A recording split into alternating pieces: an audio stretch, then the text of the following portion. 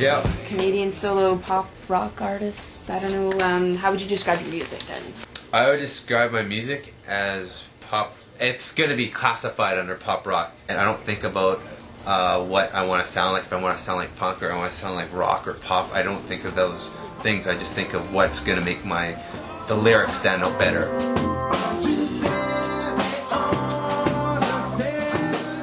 But pop rock is what they're going to classify me as.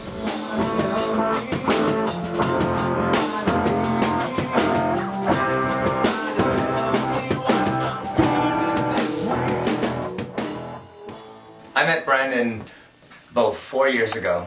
I was playing at a gig, and Brandon came up and sang a cappella, and I heard his voice, and it sounded really good. And he didn't have a band, so I actually tracked him down after the gig, and I said, "Hey, what are you doing? Like, what are your plans? I own a studio, so would you be interested in coming and recording some songs at my place?" And he said, "Yeah, I'll take your number." And then he didn't call me for 3 months.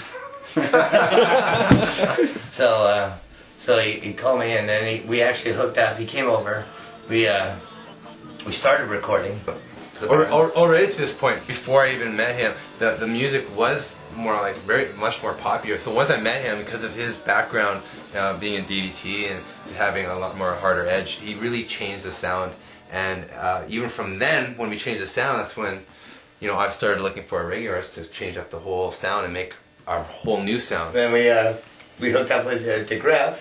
Yeah, when I got a call from Brendan, looking to want to add some reggae to, his music. So I said, even though we went to the same studio, never heard his stuff. He's never heard my stuff, but he'd heard from the engineer there. So he called me, and I said, "Hey, send the stuff over to me. Let me listen to it and see what I can do." In about a day, I called him back and says, "I got it." He goes, "Really?" I go, "Yeah, I got it." So we met. I sang the part for him. He liked it. We went in the studio. We dropped it. Here I am. I'm ready to do it. Lord of mercy. Yeah. It's all good, boy. GM plays, here we come, baby.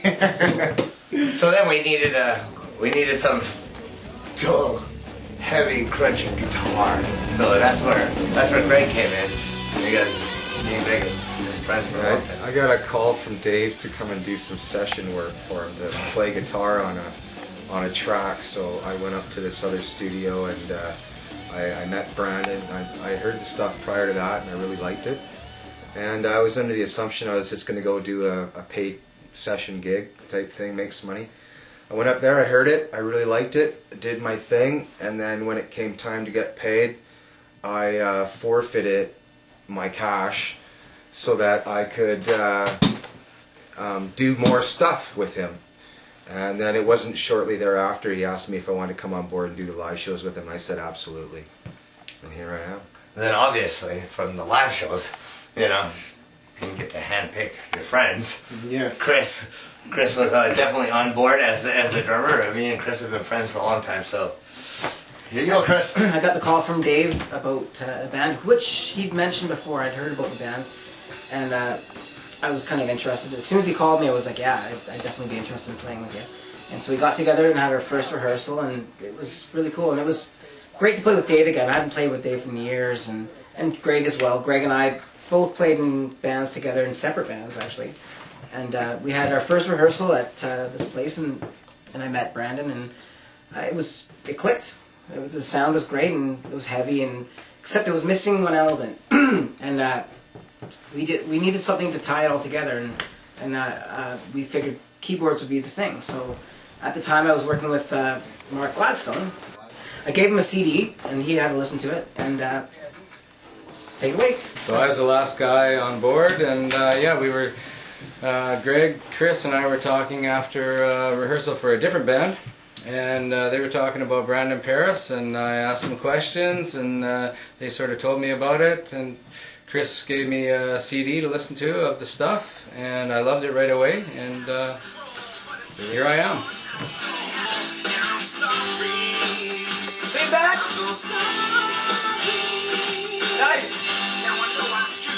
So we talked a little bit about your influences. Well, Michael Jackson, right? For sure. When I was 12, that's when he went big, and those things stick. Lenny Kravitz, I really look up to him because he does his own, plays drums, plays guitar, bass. He does so much, and I just love his style, his whole style. So, but I listen to everything. I listen to you don't have classical. it seems like you don't have a specific type I know. of I like genre that anything, even uh, country. I don't care as long as the person's singing with his heart and soul. That's all I care about. So, without getting too personal, what Yeah. was growing up in Winnipeg like? I grew up with Yeah. problems. I'm always wrong, and you're always right. I just want peace, but you wanna fight.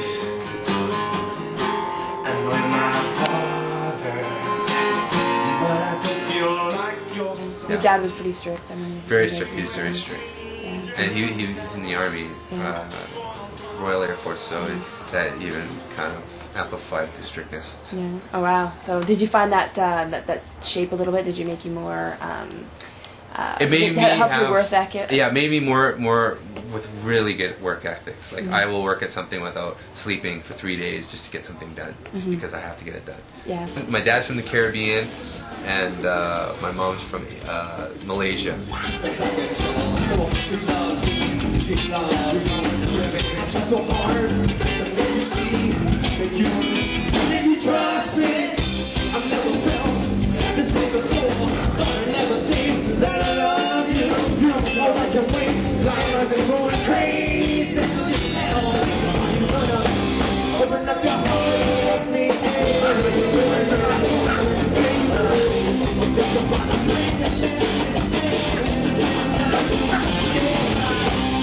Did you find that their background influenced, your music taste at all? Like, did you? Yeah. Not my mom's side. My dad's side, the reggae, calypso, Motown. Just listen to a lot of black artists. When I was growing up, that's all I listened to. So Stevie Wonder and Aretha Franklin, and all that. Anyone in your family involved in music? Is there No. anyone- My mom did a little bit in church. She still does, but really, when I was growing up all those years, no. No one plays instruments. No one plays anything. No one sang. When I was growing up, no. I would say that I'm doing very well for how late I got into this, and not knowing how to write a song or play anything not too long ago. So I'd say I'm not doing too bad, but I'm still dirt poor. I still have a $200 car that has dents all over it and has a broken window. Oh yeah, so this is Wait. the Red Beast. yeah, what kind of a car we're is in this? the red. We're in the Sprint. Yeah, it has This is three- what rock stars drive. Yeah, it's a Rockstar car, 3-cylinder. I sold my 2 cars, my expensive cars, and sold all my furniture. So I don't have anything right now. I can't even withdraw $20 out of my account. So I'm poor, but I don't care. I do it for the music. That's what makes me happy. So you driving with some insurance right now, or? Oh no! Right now I insured the car, but I got caught driving without insurance 2 weeks ago. I was driving without insurance for a whole 2 years. Yeah, That's how I've been I don't know if paying- we should be videotaping this. That's how I've been paying for the music. There's a lot of guys out there, independents, Right. who think it's just going to come to them, Things are going to happen to them. Nothing comes. And people are waiting, they're left waiting. Brandon, he makes things happen for himself, and that's what great artists are all about. Right. There's this quote, good people let things happen to them. Right. Great people make things happen.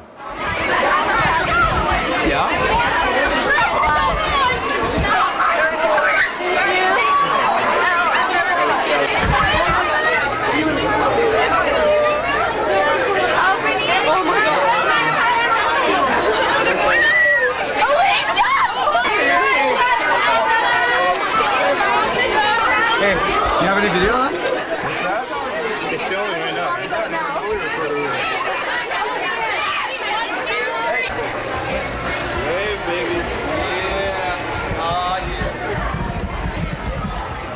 So you have quite an impressive fan base for someone who's just releasing their first album. Because of my street crew that I started, I send them flyers. I've been sending them flyers for the last 2 years, advertising my my album release. I support Brandon because he's worked really, really hard. Having his whole life revolving around music, just like every single ounce of strength that he has, he always puts into it, and he deserves some help because he has a lot of talent and he's going to go far in life, and it's not hard to do it alone. So I think he deserves people to support him. Honestly, the reason I decided to help Brandon is because I started talking to him. He seemed like a really great guy, and I thought it would just be something fun to do, and ended up learning a lot, and I owe a lot to him. And send thousands. I've sent over now 300,000 flyers, professionally printed flyers that I paid out of my own money, and 8x10s, pictures, and all sorts of stuff I sent to the reps who flyered concerts around the world, flyered all sorts of events in their schools and their friends and their work. So by doing that, you know, I can ensure that when I release my CD, that at least they'll be in the thousands. I don't know how much, but that's how I got so many fans at this level. So you've basically been doing this by yourself, which kind of reflects your title and your, you know. I've done this, yeah, it reflects the title called On My Own. Is there taking pictures? I've put all the money in. I've done the website, all the photography, the writing of all of my music, all the melodies, pretty much all the networking and talking to all the labels and talking to the newspapers all myself. But I've designed the CD cover. I've edited all the videos on my website. I did the video that's on the CD that you're watching right now. So I've done everything myself. The other reason is one of the songs is called On My Own on the CD, and it's about a poor man living on the streets who's looked at as a drunken bum who, you know, is judged just based on looks. And really that reflects me. It's about me, because I hate people who judge other people by what they're wearing. I wear skittish clothes sometimes, and, you know, people like look at me funny. They think I'm dirty or something, you know, and they just automatically assume I'm a certain type of person just because I got a pierced nose or whatever, right? But anyways, On My Own means two different things, and I think it works out great for the name of the album. That's why I chose it.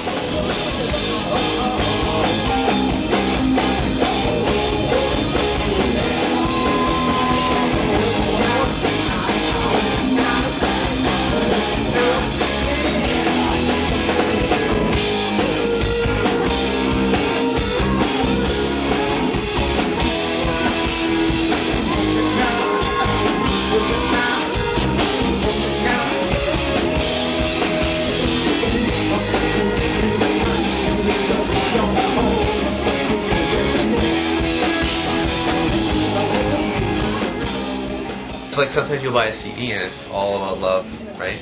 It's all about breakups, but really mine is, some of it's about breakups and screw-ups that I did, some of it's about stuff that I grew up, family problems, and some of it is my own problems that I had psychologically, you know, depressing songs. So it's all songs about growing up, and it's you know, it took a lot to do because it brought up a lot of past emotions, and it actually helped out as therapy to get over all those things. So, yeah. So what are your goals then? Like, where do you see yourself in the future? Where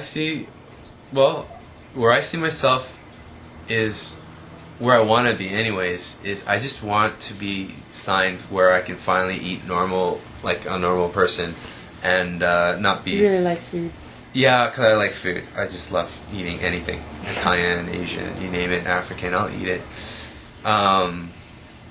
But yeah, I just want to be able to eat normally and live comfortably where I'm not living paycheck to paycheck like I am now, and be able to make music and maybe get signed and be able to make a CD once every 2 years, or maybe once every year if I could come up with songs that fast. That's all. And travel. I just want to see the world. That's what we're here for. We're not here to just sit here and be in a certain area for our whole life. I think we need to discover the world that we live in. We only live once. So that's about it. That's where I want to be. Money isn't the big thing. Really, it's just getting my music out there. That's all I care about.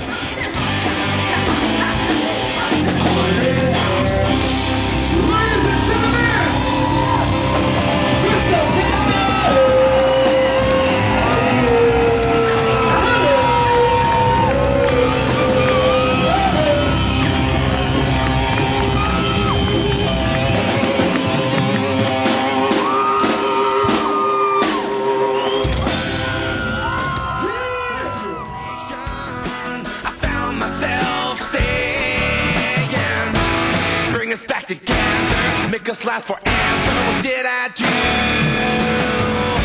Give me a reason. Somebody with a good soul, somebody with a big heart who won't grow apart. Somebody faithful and kind, somebody who give their time, somebody who'll bring me hope, somebody too. Somebody to hold you tonight, everything's gonna be alright. Someone to hold them to squeeze, somebody who's good to let you open up your heart and let me in. I'm just about to break and let this in. What you say? Give me your open up your heart and let me in. Loving you is like suicide in my mind. But back then I was just a fool. Just a fool.